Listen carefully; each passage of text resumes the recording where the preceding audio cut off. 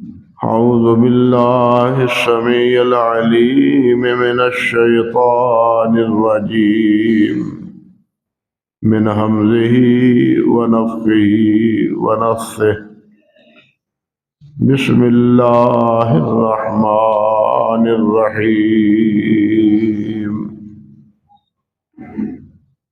وَلَقَدْ أَرْسَلْنَا مُوسَى بِآيَاتِنَا وَسُلْطَانٍ مُبِينٍ إِلَى فِرْعَوْنَ وَهَامَانَ وَقَارُونَ فَقَالُوا سَاحِرٌ كَذَّابٌ فَلَمَّا جَاءَهُم بِالْحَقِّ مِنْ عِنْدِنَا قَالُوا اقْتُلُوا أَبْنَاءَ الَّذِينَ آمَنُوا مَعَهُ وَاسْتَحْيُوا نِسَاءَهُمْ وَمَا كَيْدُ الْكَافِرِينَ إِلَّا فِي ضَلَالٍ سبحان ربك رب العزة عما يصفون وسلام على المرسلين والحمد لله رب العالمين۔ محترم معزز سامعین کرام، عزت مآب میری بہنوں اور بیٹیوں،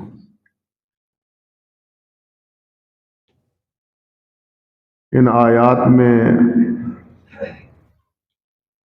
حضرت سیدنا موسیٰ علیہ وعلا نبینا الصلاۃ والسلام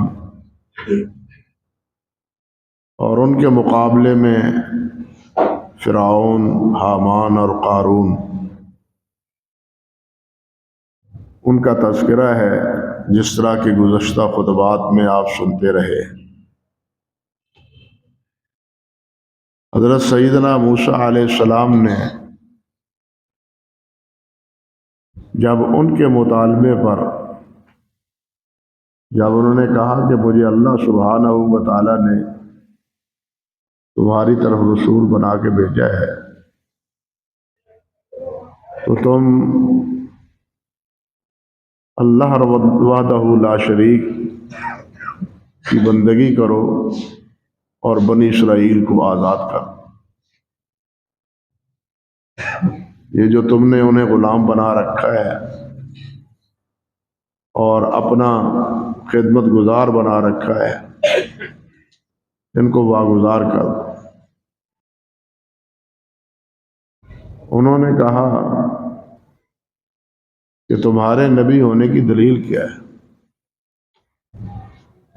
سورۃ اعراف میں اور اسی طرح سورۃ القصص میں، سورۃ طٰہٰ میں یہ ساری باتیں تفصیل سے مذکور ہیں، جو یہاں اختصار سے اللہ ذوالجلال نے بیان فرمائی۔ اللہ اکبر کبیرہ۔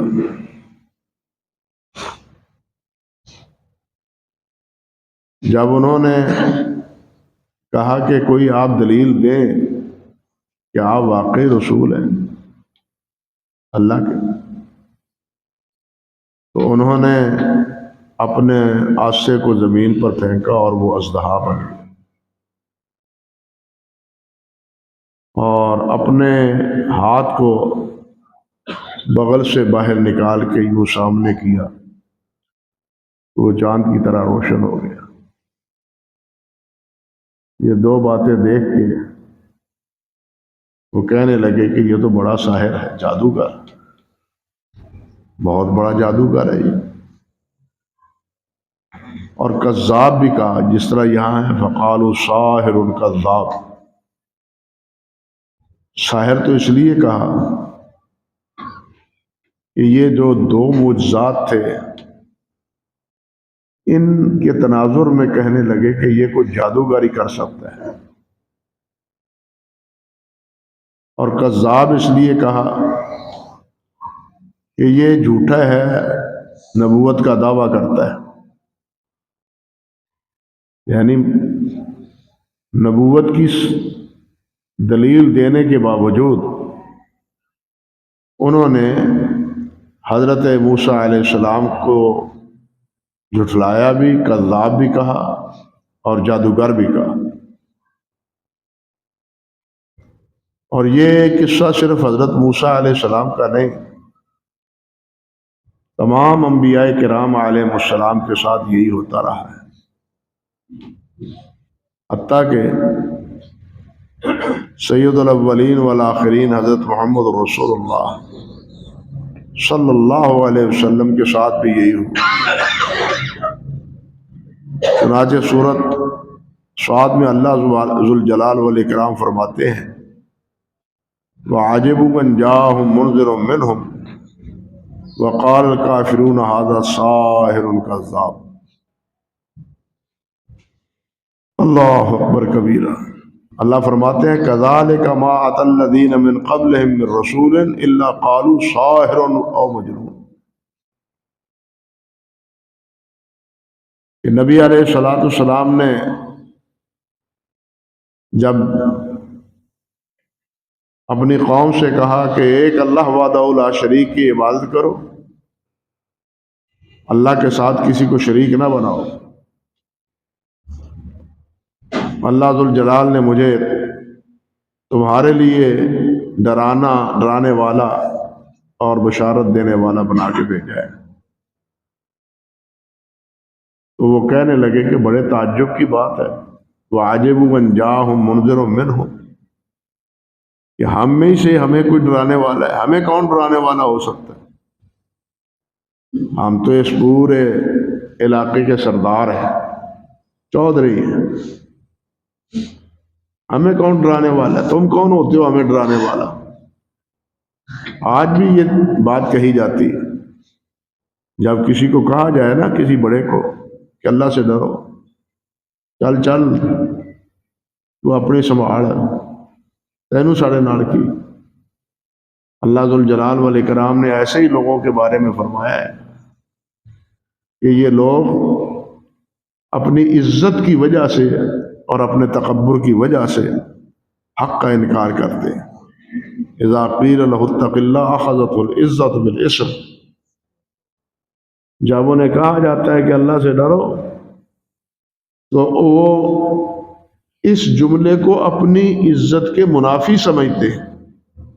ہمیں کون کہنے والا ہے، ہمیں کون ڈرانے والا ہے؟ اللہ اکبر کبیرہ۔ ہر دور میں یہ مصیبت رہی ہے، آج بھی وہی ہے، پہلے انبیاء علیہ السلام کے دور میں بھی یہی بات۔ تو انہوں نے کہا وَقَالَ الْكَافِرُونَ هَٰذَا سَاحِرٌ كَذَّابٌ، کہ یہ تو جادوگر ہے اور یہ بڑا جھوٹا ہے۔ وہی بات جو حضرت موسیٰ علیہ السلام سے کہی گئی، ساحر کذاب۔ ساحر تو اس لیے کہ ان کے منہ مانگے معجزات نبی علیہ السلام نے ان کو دکھائے، حتیٰ کہ انہوں نے یہ بھی طلب کیا کہ چاند کو دو ٹکڑے کر کے دکھاؤ۔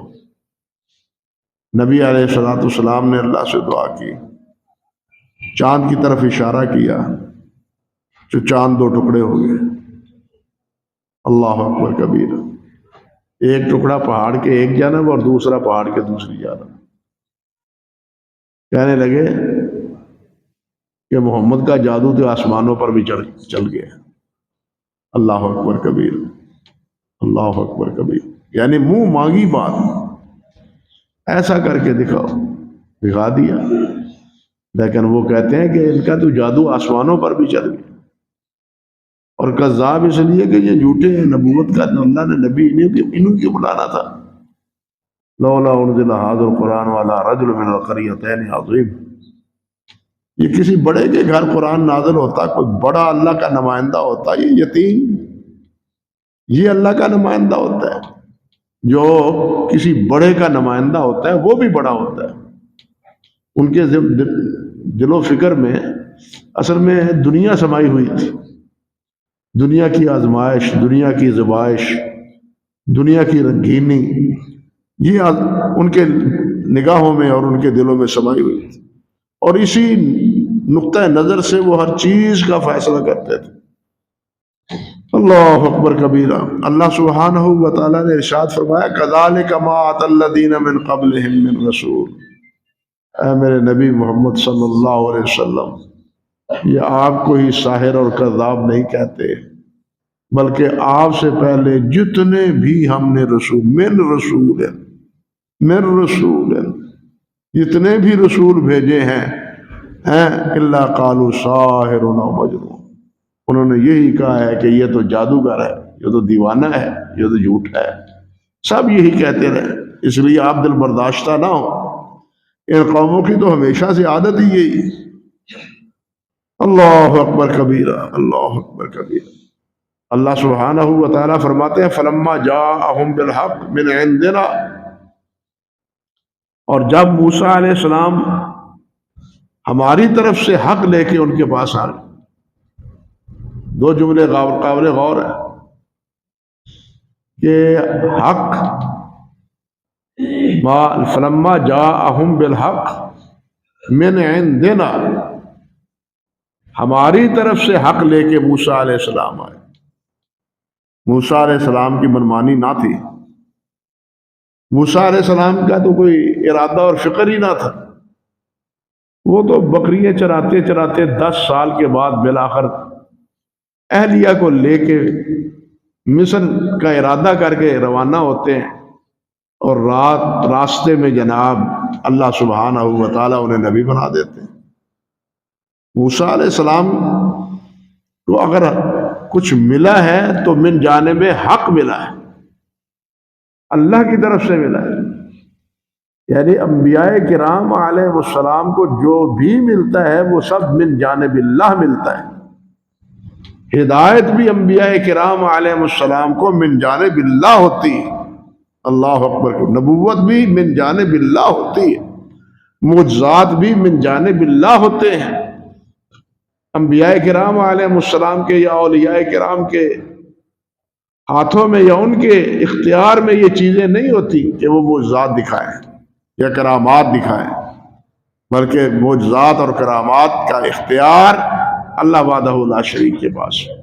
تو یہاں یہ اسی بات کی طرف پہلے اشارہ ہے، فلما جاءہم بالحق من عندنا، ہماری طرف سے ہم نے ان کو حق دے کے بھیجا تھا، ہم نے انہیں معجزات دے کے بھیجا تھا، ہم نے ان کو حق کی تعلیم دے کے بھیجا تھا، یعنی اللہ سبحانہ و تعالیٰ کی وحدانیت اور توحید کے دلائل دے کے ہم نے ان کو بھیجا تھا۔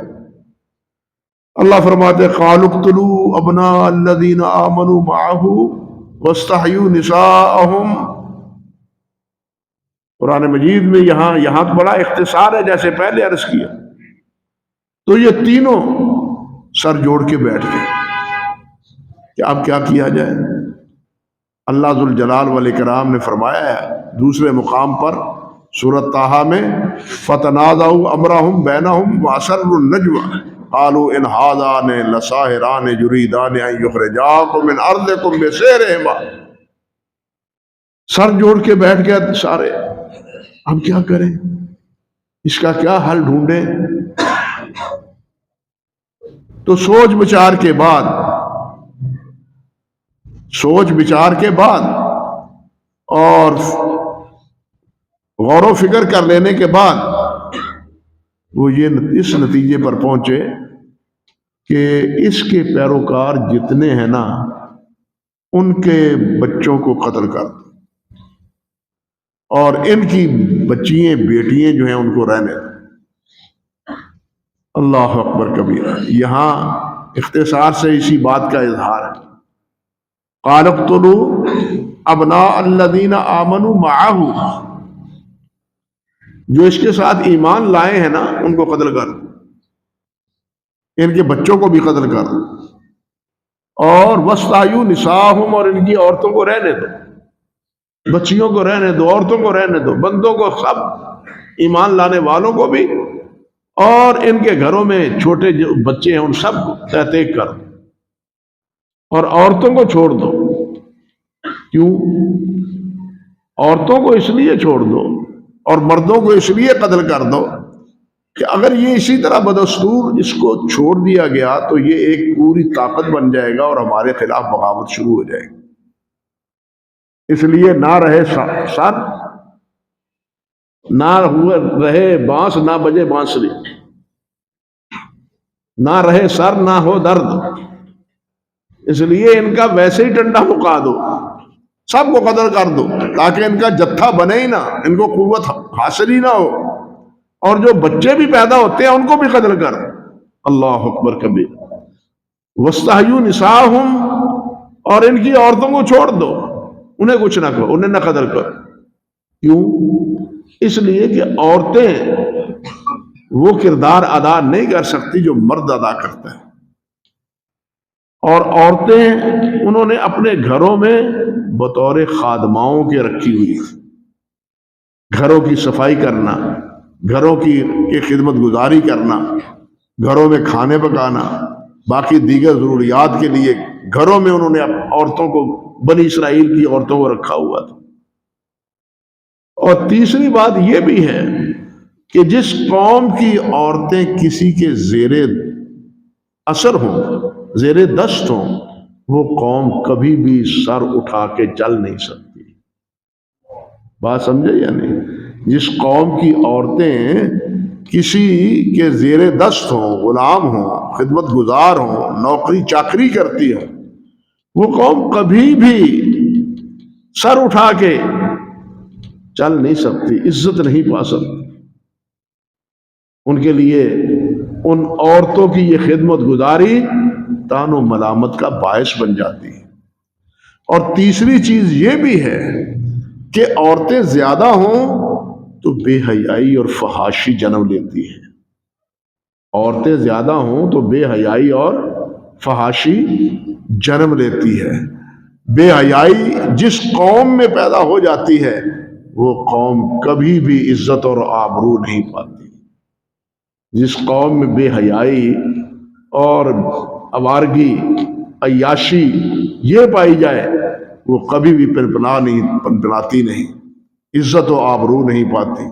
اس لیے انہوں نے یہ فیصلہ کیا کہ عورتوں کو تو کچھ نہ کہو، اور ان کے مردوں کو اور ان کے بچوں کو سب کو قتل کر دو۔ یہاں ایک بات مناسب سمجھتا ہوں آپ سے، آپ کے گوش گزار کر، عورتوں کے بارے میں یہ جو مسائل، جتنے مسائل ہیں، دین ہمارا مکمل ہے، دین ہمارا مکمل ہے۔ الیوم اکملت لکم دینکم واتممت علیکم نعمتی، اللہ نے ہمیں مکمل اور کامل دین دی ہے جس میں کوئی کمی نہیں۔ عورتوں کے بھی اتنے ہی حقوق ہیں اور اتنے ہی مسائل ہیں جتنے مردوں کے ہیں۔ مردوں کے حقوق، خامدوں کے حقوق، عورتوں کے حقوق، بیویوں کے حقوق نبی علیہ الصلوۃ والسلام نے واضح فرمائے۔ عورتوں کے حقوق کے بارے میں بالخصوص آپ اس کی اہمیت کا اندازہ اس سے لگائیں کہ حجۃ الوداع کے خطبے میں بھی نبی علیہ السلام نے فرمایا تھا کہ عورتوں کا خیال رکھنا، عورتوں پر ظلم و زیادتی نہ کرنا۔ حجۃ الوداع کے خطبے میں بھی نبی علیہ الصلوۃ والسلام نے ان کے حقوق کی پاسداری کی تاکید فرمائی تھی۔ اللہ اکبر کبیرہ۔ تو عورتوں کے یہ سارے حقوق اور مردوں کے اپنے حقوق، حق یہ ہے کہ مرد اپنے حق پورے کرے اور عورتیں اپنے حق پورے کریں۔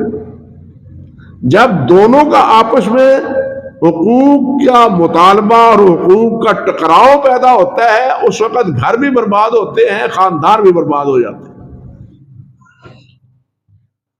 ایک عورت، ایک انصاری صحابیہ نبی علیہ الصلوۃ والسلام کی خدمت میں حاضر ہوئی، عرض کرنے لگی، حضور میرا ارادہ کیا جا رہا ہے کہ میں شادی کروں، میں آپ سے پوچھنا چاہتی ہوں کہ میرے اوپر میرے خاوند کے حقوق کیا ہیں؟ یہ ہمارے لیے سبق دے گئی وہ اللہ کی بندی کہ میرے لیے میرے اوپر میرے خاوند کے حقوق کیا ہیں۔ اگر وہ حقوق میں پورا کرنے کی اہل ہوں تو میں شادی کروں، اگر میرے اختیار میں نہ ہو تو میں شادی نہ کروں۔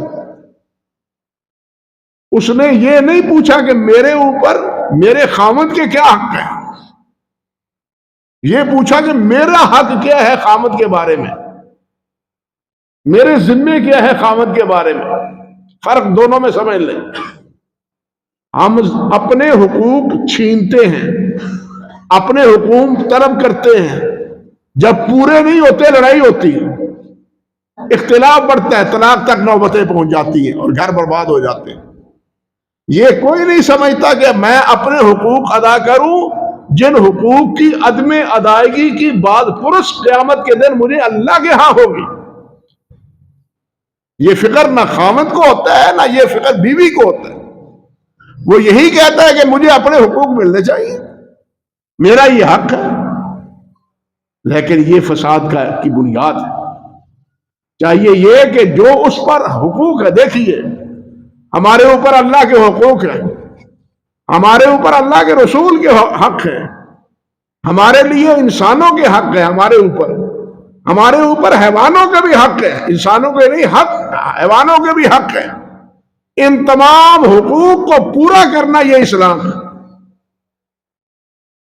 ان تمام حقوق کو پورا کرنا یہ اسلام ہے۔ اگر میں یہی سمجھوں کہ میں دوسرے سے اپنا حق مانگوں تو یہ اسلام کی تربیت نہیں ہے، یہ اسلام کی تعلیم نہیں ہے۔ اسلام کی تعلیم یہ ہے کہ تم اپنا حق پورا کرو۔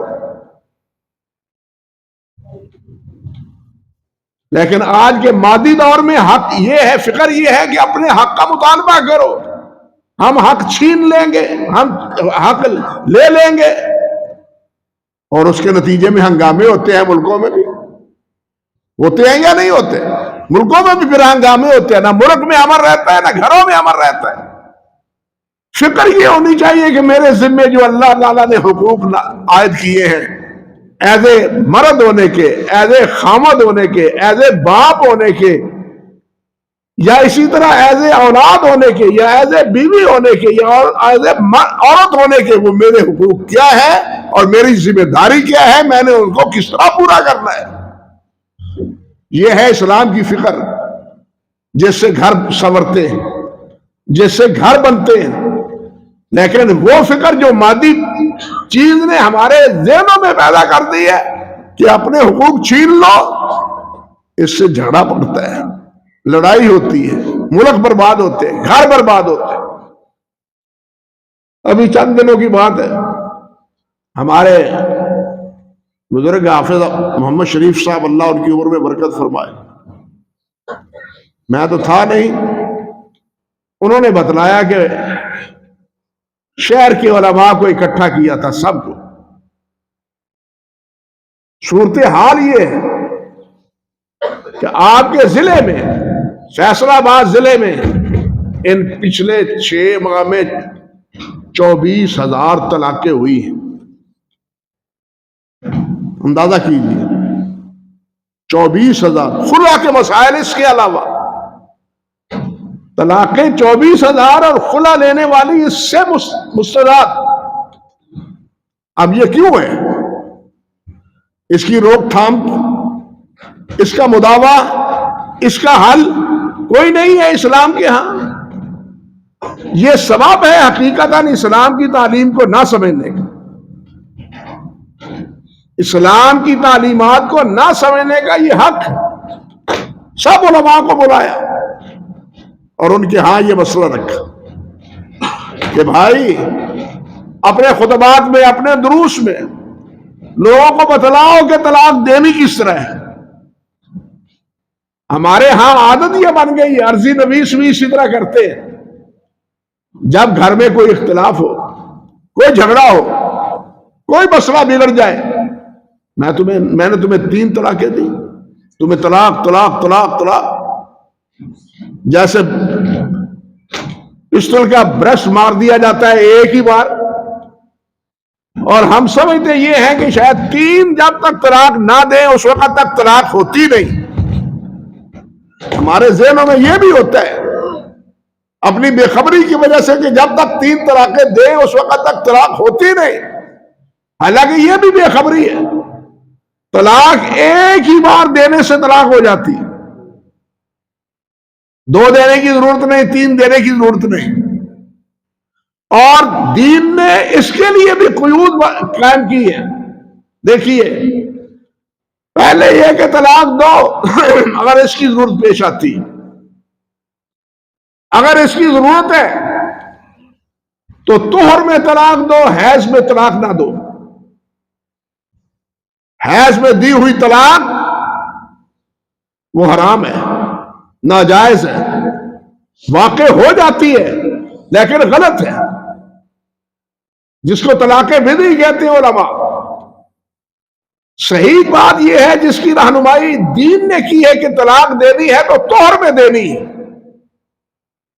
حضرت عبداللہ بن عمر رضی اللہ تعالیٰ عنہ انہوں نے بیوی کو حیض کی حالت میں طلاق دے دی۔ جب حضرت عمر فاروق رضی اللہ تعالیٰ عنہ کا انتقال ہونے لگا اور انہوں نے 6 افراد کی کمیٹی بنائی تو ساتھیوں نے کہا عبداللہ بن عمر کو بھی ساتھ ملا لو، 7واں اس کو بھی، بڑا نیک آدمی ہے۔ عمر بن عبدالعزیز حضرت عمر فاروق نے فرمایا اس کو تو بیوی کو طلاق دینی نہیں آتی، اس کو کیسے شامل کر لے اس کمیٹی میں؟ اس کو تو طلاق دینی نہیں آتی، اس نے اپنی بیوی کو حیض میں طلاق دے دی تھی۔ اندازہ سمجھے ہے مسئلے کی اہمیت کا؟ اس وجہ سے انہیں مجلس شورا کا ممبر نہیں بنایا حضرت عمر فاروق رضی اللہ تعالیٰ عنہ کہ اس کو تو طلاق دینی نہیں آتی، کیا کب طلاق دینی ہے؟ خیر، طلاق دو تو طہر میں طلاق دو، اور طہر میں ہی نہیں بلکہ اس طور میں طلاق دو جس میں تم نے اپنی زوجہ کے ساتھ، بیوی کے ساتھ مقاربت نہیں کی۔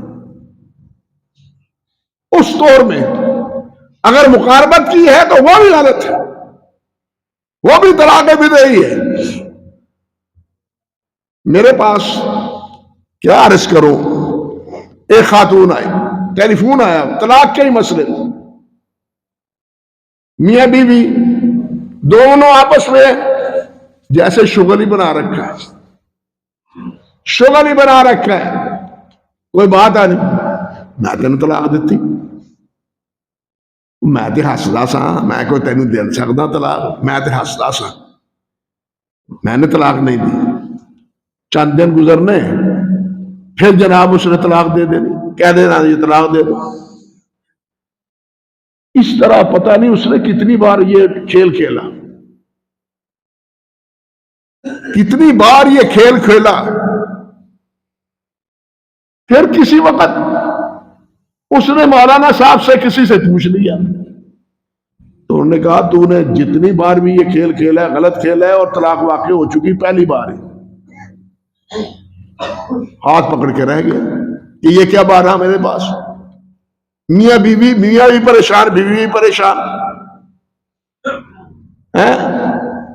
اس خاتون کا ٹیلی فون آیا، وہ بیچاری روتی ہوئی کہنے لگی مولوی صاحب جب نکاح پڑھایا کرے نا تو اس وقت یہ مسئلہ بھی ان احمقوں کو سمجھا دیا کرو کہ ہنسی مذاق میں بھی طلاق نہ دیا کرو، ہنسی مذاق میں بھی طلاق دے دی جائے تو ہو جاتی ہے۔ میں نے کہا بہن ہم اس وقت ایجاب و قبول کے مسائل سمجھائیں یا اس وقت طلاق کے مسائل سمجھائیں؟ طلاق کے مسائل سمجھائیں گے تو مولوی صاحب کہیں گے، لوگ کہیں گے گھر تو ابھی بسا نہیں، یہ بربادی کی پہلے فکر کر رہے ہیں، نوبت بہی جا رسید۔ یعنی ہنسی مذاق میں بھی سلاسن جدہن جدن و حزلہن حزل، ان کی حقیقت بھی حقیقت ہے، ان کا مذاق بھی حقیقت ہے۔ اور وہ کیا ہے؟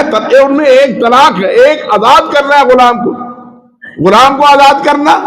میں نے تمہیں آزاد کر دی، او جی میں کدو کیتا سی، میں تے اتو اتو آکھیا سی، او جو اتو اتو جو آکھیا سی پھر بھی آزاد ہو گیا۔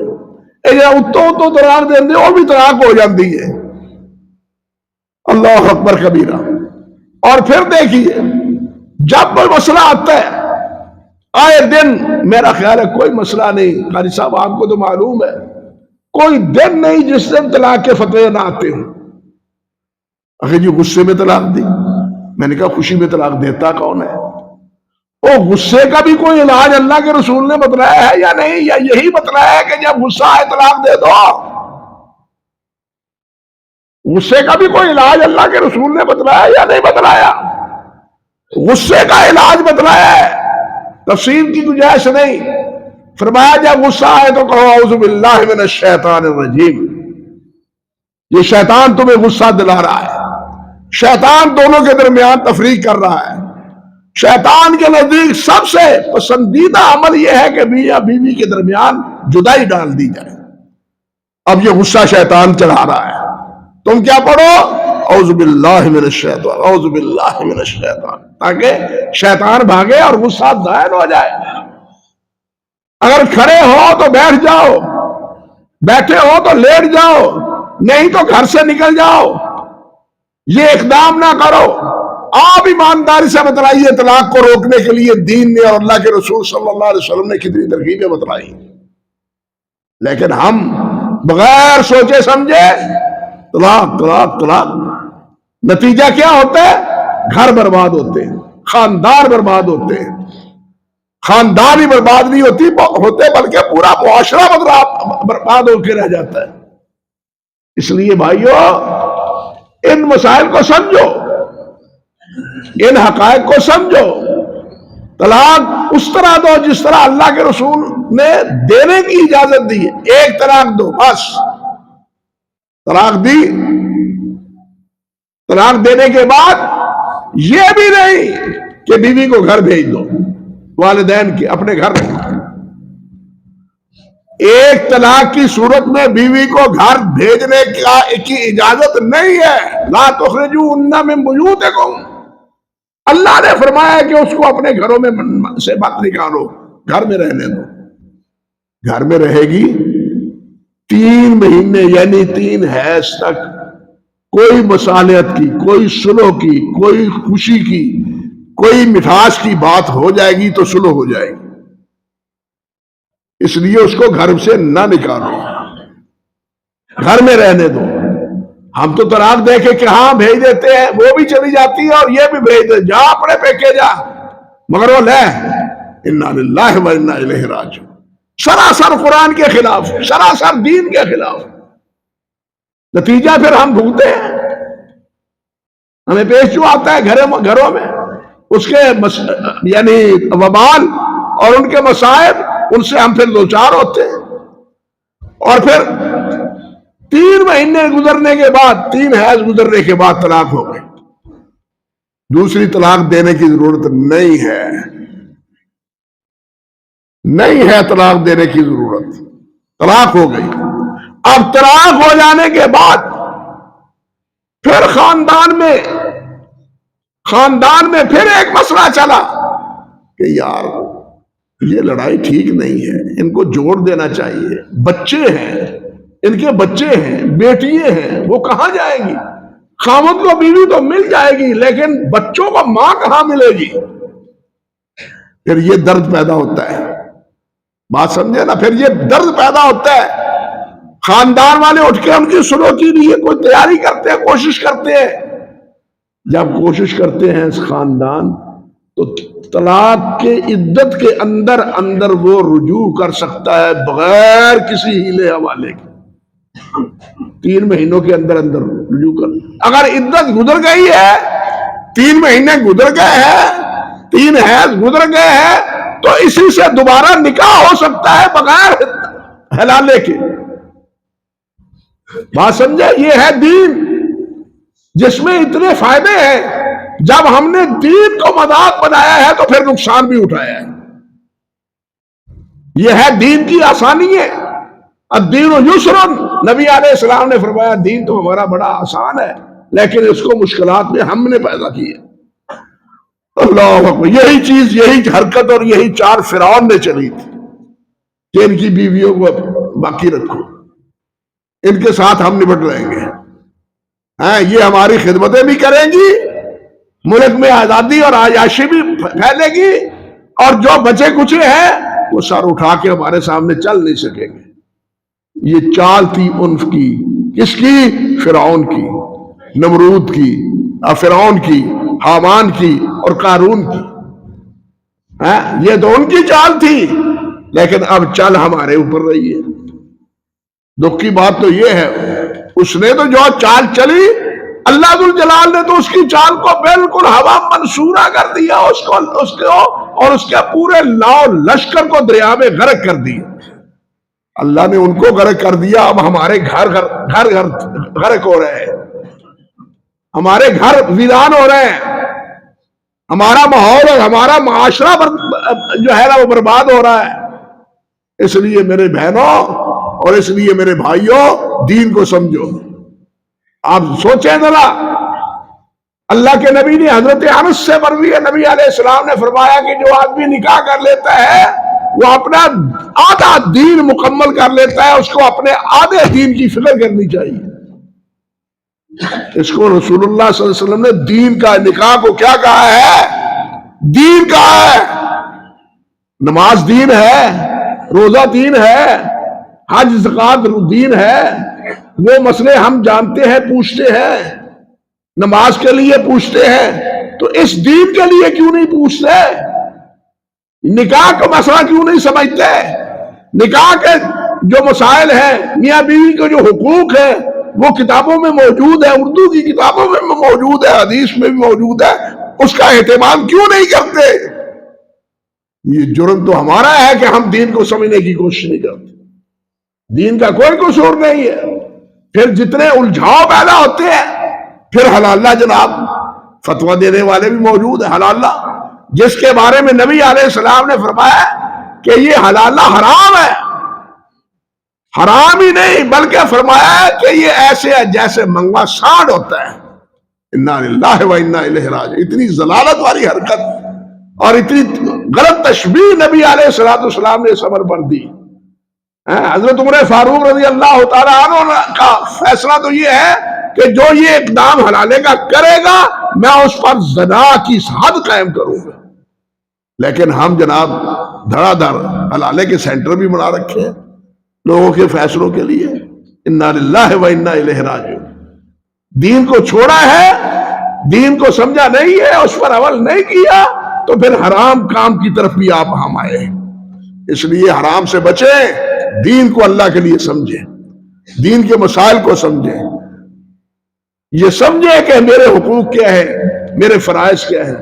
جس طرح آپ سنتے ہیں نا نماز کے فرائض ہیں، نماز کی سنن ہے، نماز کے مستحبات ہیں، تو یہ نکاح کے بھی فرائض ہیں، اس کے بھی شروط ہیں، اس کے بھی مستحبات ہیں۔ اس کی فکر کیوں نہیں کرتے؟ جب اس کو نہیں سمجھتے تو پھر مسائل الجھتے ہیں، گھر برباد ہوتے ہیں۔ یہ ہماری کیا کہنا چاہیے کہ لا علمیوں کا نتیجہ ہے، دین سے دوری کا نتیجہ ہے، دین کا علم نہ سمجھنے کے نتیجہ ہے۔ اس لیے میرے بھائیوں دین کو سمجھنے کی کوشش کریں۔ دین کا کوئی قصور نہیں، دین قصور ہمارا ہے کہ ہم دین کو نہیں سمجھتے۔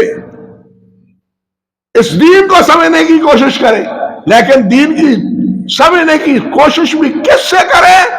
اپنے سلف کے جو تابعدار ہیں، صحابہ کے پیروکار ہیں، سلف کے طریقے پر چلنے والے ہیں۔